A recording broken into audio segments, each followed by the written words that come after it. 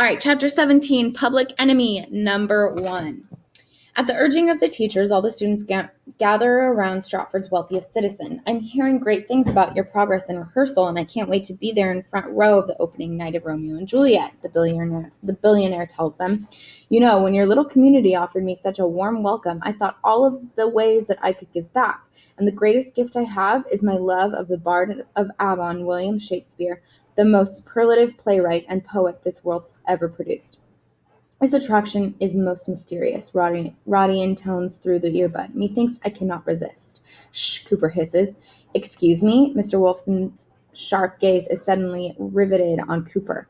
Do you have a question? Oh, sorry to interrupt. Nonsense, Mr. Wolfson beams. I'm anxious to hear your take on what you've seen. First things first. What is your role in Romeo and Juliet? I'm Cooper Redden's second watchman. An amused chuckle breezes through the student body. The billionaire smiles tolerantly. Every role, no matter how small, represents a vital part of Shakespeare's genius vision. Now, what is your question, young man? Oh, I don't have a... Cooper begins. The door, Roddy exclaims via earbud. Ask about the door. What's behind that door over there? Cooper blurts. Mr. Wolfson's smile disappears. That's just a storage room. Storage for what? Cooper persists. Really, young man, the billionaire is losing patience. We're surrounded by such treasures as most people only dream of seeing, and all you can think of is where the mops and brooms are kept.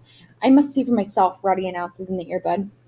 There's a click, and the ghost spectral form begins to rise out of the phone. Cooper does the only thing he can think of to distract everyone's attention from Roddy's escape. He launches into a coughing fit that has him hugging one of the display cases and fogging the glass. Out of the corner of his eye, he spies the ghost sailing over heads and first folios down along the room to the mysterious door. There, he reshapes himself into a long, thin ribbon and wafts in through the keyhole. At last, Cooper straightens up and attempts to clean off the glass with his sleeve. Never mind that, Mr. Wolfson snaps, irritated. Does anyone have a real question? You've just taken a tour through the most complete collection in the world of the works of the one true bard. Are you sure he's as true as you think he is? Cooper interrupts. Mr. Marquis shoots him a warning look. You're speaking of the theory that some Shakespeare's works are written by other playwrights of the time. The billionaire stiffly. It's all nonsense. Of course, no serious scholar believes that. What about Barnabas and Ursula? Cooper challenges. Mr. Wolfson's shock is too genuine to be faked. His face turns brick red and his eyes bulge. He opens his mouth to speak, but no sound comes out. All eyes turn to Cooper. No one can remember ever seeing the great Somerset Wolfson so completely at a loss. I don't get it, puts in Brock in a loud voice. Who are Barnabas and Ursula? The billionaire finds his voice at last. I believe this tour has come to an end, he says in a subdued tone that is a shadow of his enthusiastic welcome. Your buses will be waiting in the main driveway. Without another word, he leaves them, wending his way among the display cases to an exit. I don't know what just happened, Brock announces with a laugh, but it was definitely WhatsHisFace's fault. That's enough, Mr. Marquis's face is unnaturally pale. We've never been asked to leave before. This is a disaster. Now form a line and let's go. But we're not ready to go, Cooper protests.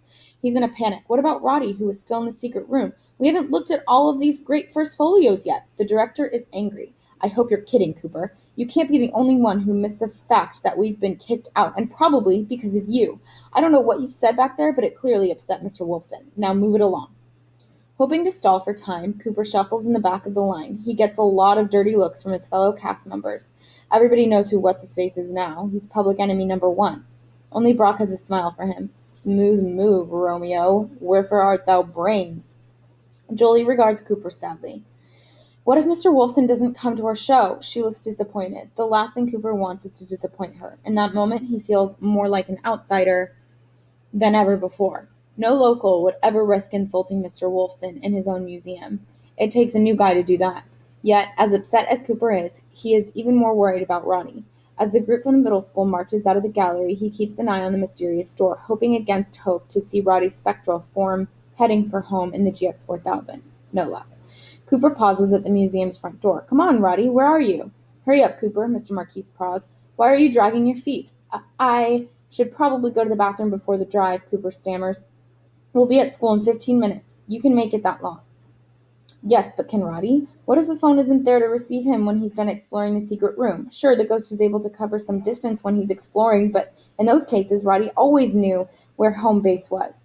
The phone wasn't getting on a bus to travel halfway across town. What if Roddy can't find his way back? What if he can't travel that far? What happens to a ghost who has no place to go? Obviously, Roddy can't die. That happened a long time ago. But will he be doomed to wander forever?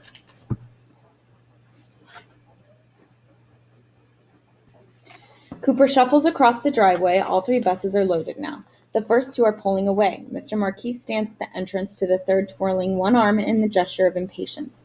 As Cooper steps aboard, he considers going down with a twisted ankle.